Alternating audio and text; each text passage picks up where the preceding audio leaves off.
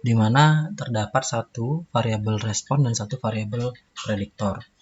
Kasus yang kita akan bahas adalah sebagai berikut. Seorang peneliti diminta untuk melakukan analisis kanker di suatu rumah sakit. Peneliti tersebut diminta untuk membuat model regresi untuk memprediksi waktu kelangsungan hidup penderita kanker usus berdasarkan pada usia pasien saat diagnosa. Data mentah untuk waktu bertahan hidup kanker ada pada tabel berikut.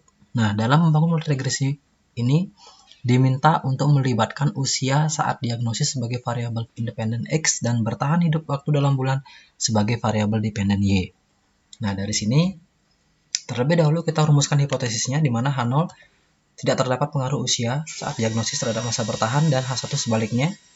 Kemudian tentukan tingkat kesalahan 5%, tentukan jumlah sampelnya sebanyak 34, tentukan alat uji yaitu regresi linear sederhana, tentukan nilai kritis, tolak H0 jika p-value kurang dari 0,05, kumpulkan data, lalu hitung statistik uji. Nah, dari sini kita akan mencoba langsung menggunakan SPSS. Kita copy data ini, kemudian kita gunakan SPSS. Saya hapus dulu. Saya paste. Oke.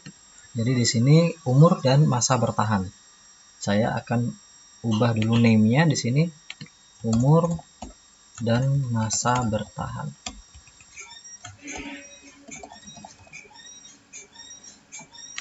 Oke, setelah itu mudah saja, kita tinggal langsung klik analyze, lalu klik regression, lalu klik linear.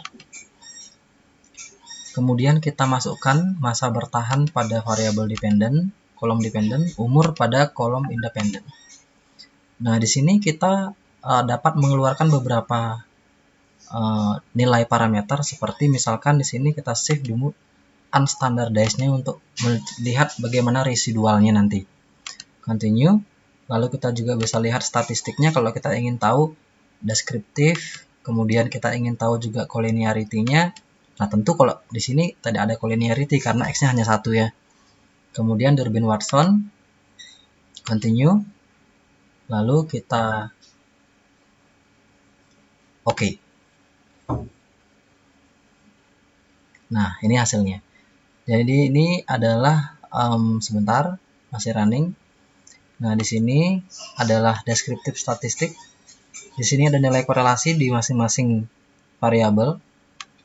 Kemudian kita masuk ke dalam model summary. Nah, ternyata dari sini kita ketahui bahwa nilai R square ya yang diperoleh 0,044, di mana ini kecil sekali ya.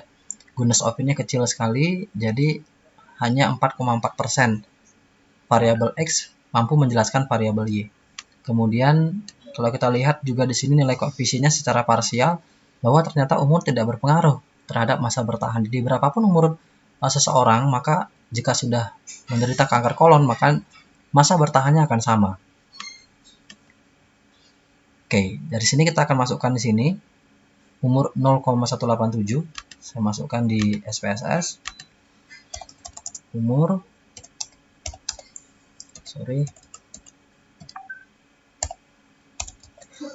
0,187 signifikansinya. Nah, ini tentu di sini adalah terima atau gagal tolak ya. Gagal tolak H0. Sehingga kesimpulannya tidak terdapat pengaruh usia saat diagnosis terhadap masa bertahan ya. Jadi itu tahapan-tahapan pengujian analisis regresi sederhana, linear sederhana. Terima kasih, selamat mengikuti.